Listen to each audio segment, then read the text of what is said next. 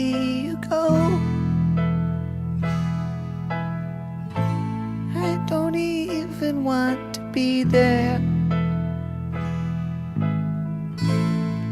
I will cover up my eyes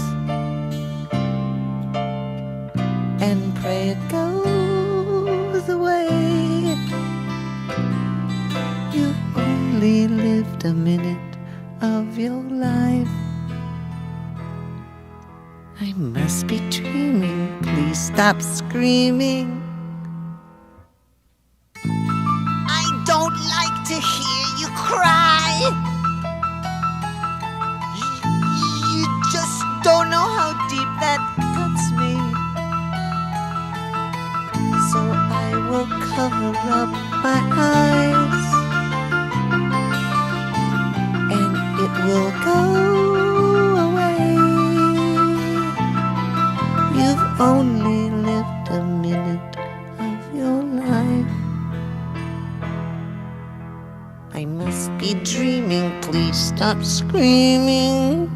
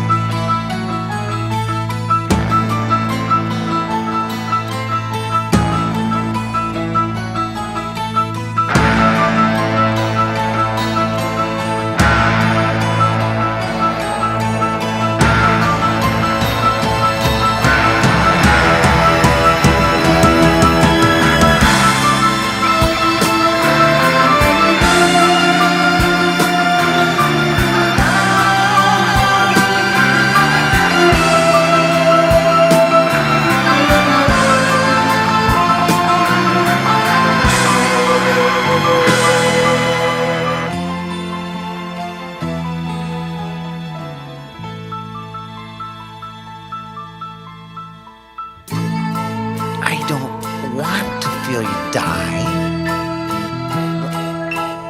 But if that's the way that God has planned you, oh, I'll put pennies on your eyes.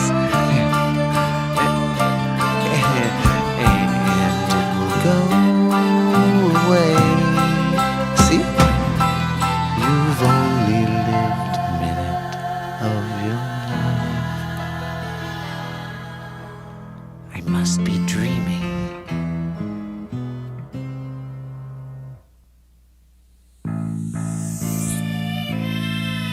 Someone calling me? No. I think I hear a voice.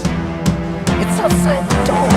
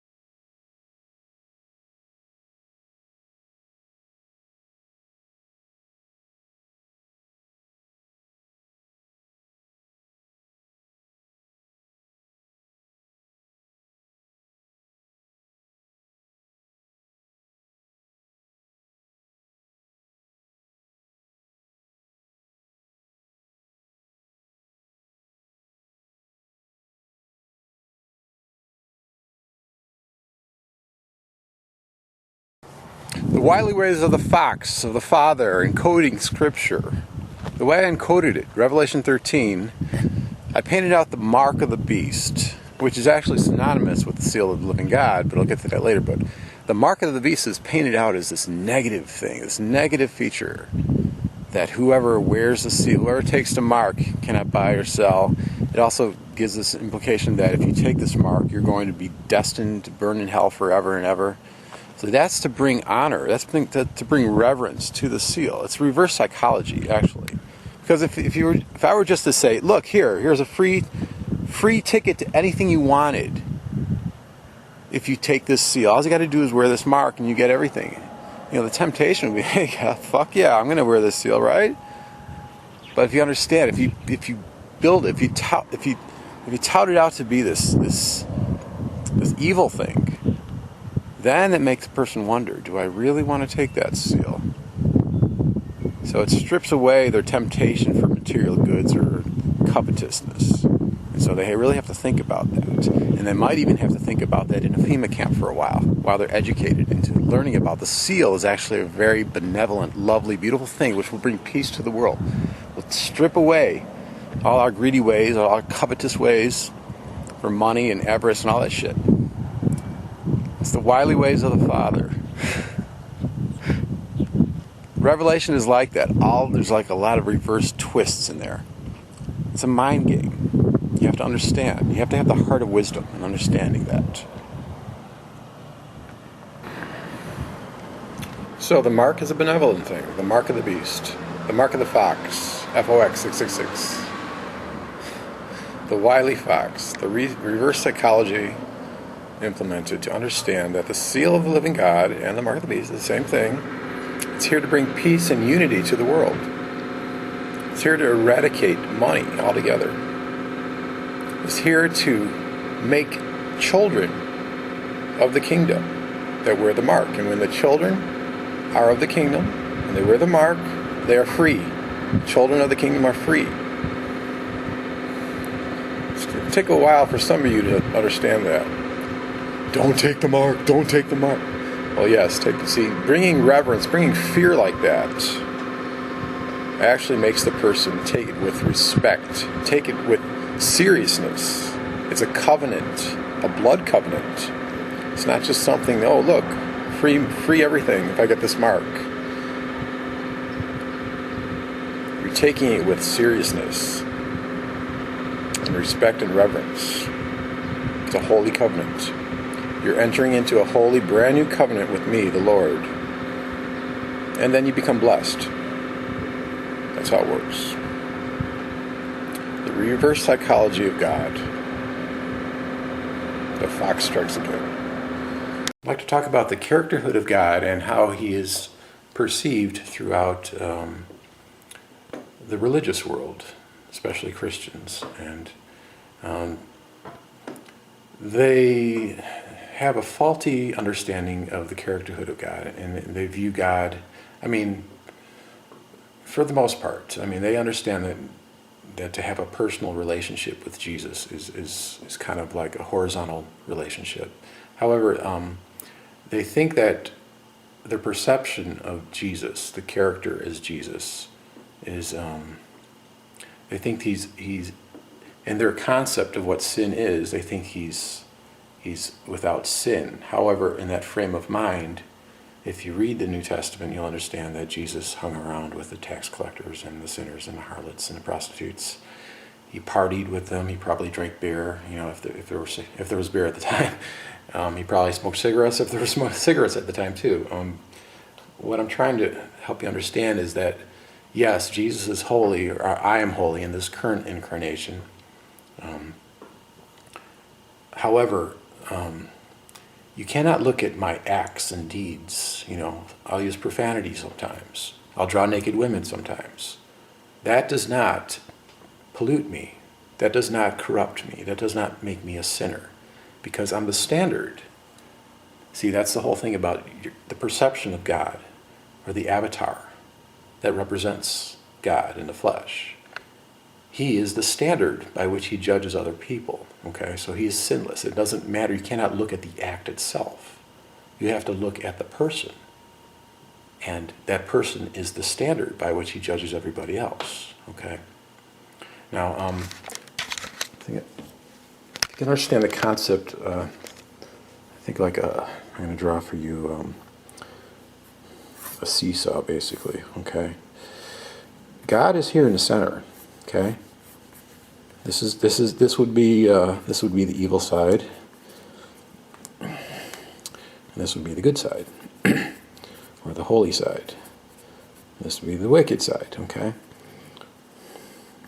Now, the problem with most people on their spiritual quest for understanding God is they think that God is over here. Okay? So they're walking, imagine they're walking and they're ascending this seesaw in this direction and not realizing that the standard, God, me, is right here in the center. Okay, he's not way over here. So in all actuality, they actually leap over God and they become too righteous, okay, or too holy. Now the problem is that once you cross the center point, you're going to start tipping the other way, okay? So basically, the further you go into your perception of your understanding, you think you're becoming closer to God, you're actually moving farther away from God. And the results of being over here on this imbalanced end of the seesaw, of the spiritual seesaw, is that you become self-righteous,